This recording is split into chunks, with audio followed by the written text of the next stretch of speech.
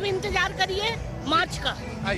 बहुत बहुत धन्यवाद। बीसीसीआई को आपने पत्र लिखा है, नाराजगी जाहिर की है। अरे इसमें नाराजगी क्या, वैसे एक बात है, जब अपने यहाँ कोई कार्यक्रम करा रहे हैं तो निश्चित रूप से उनको बुलाना चाहिए।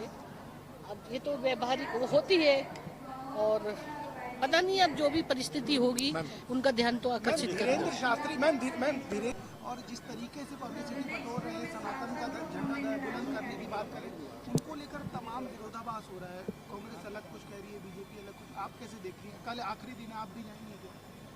नहीं, देखिए एक बात बता, कौन क्या किस प्रतिक्रिया किसकी है, जिसकी भी भगवान की आस्था है, जिसमें भी वो जो विश्वास करता है, निश्चित रूप से उसके मन में किसी तरह की ऐसी चीजें नहीं पैदा होनी चाहिए जो व्यक्ति बिना किसी लालच, लोभ और इसके और लोगों को उनको सही मार्ग दिखाने का, उनकी समस्याओं का समाधान करने का, कोई व्यक्ति किसी की मदद करता है तो उसमें किसको ऑब्जेक्शन होना चाहिए।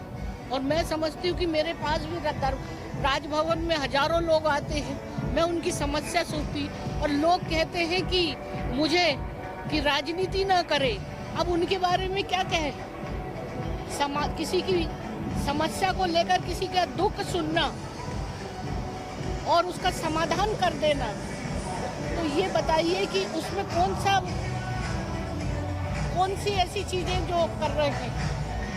तो मैं समझती हूँ कि जो भगवान के प्रति आस्था रखता है, विश्वास करता है और भगवान उसका कल्याण करता है, बस मुझे यही कहना है। सुप्रीम कोर्ट ने 58% आरक्षण को भी नकार। जनरली इस तरह का जो एनुअल फंक्शन होता है, सबके जीवन में स्टूडेंट लाइफ जब होते हैं कॉलेज में, तो एक अलग आनंद आता है।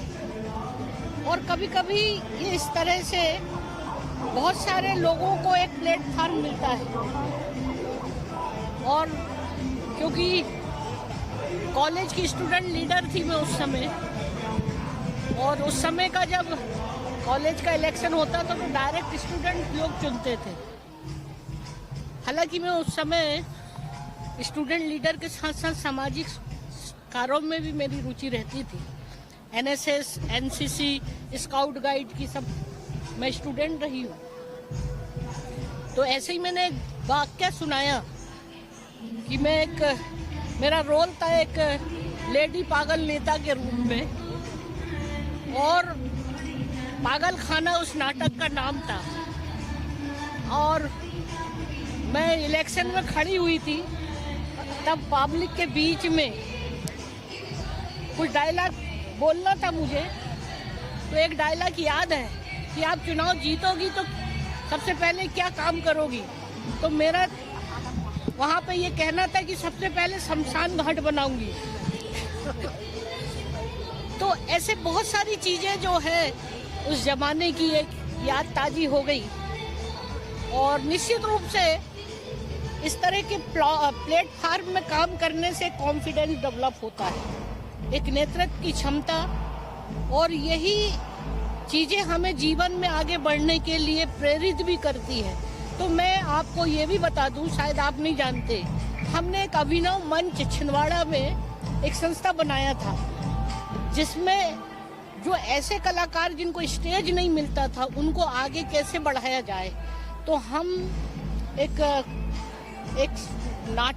नाट्य प्रतियोगिता के माध्यम से हम मतलब कुछ से लोगों को हमने उसमें कलाकार और एक नाटक तैयार किया था।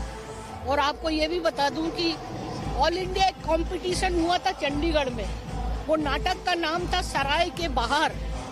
उसमें मैंने मालकिन का रोल किया था, और चंडीगढ़ में ऑल इंडिया कंपटीशन।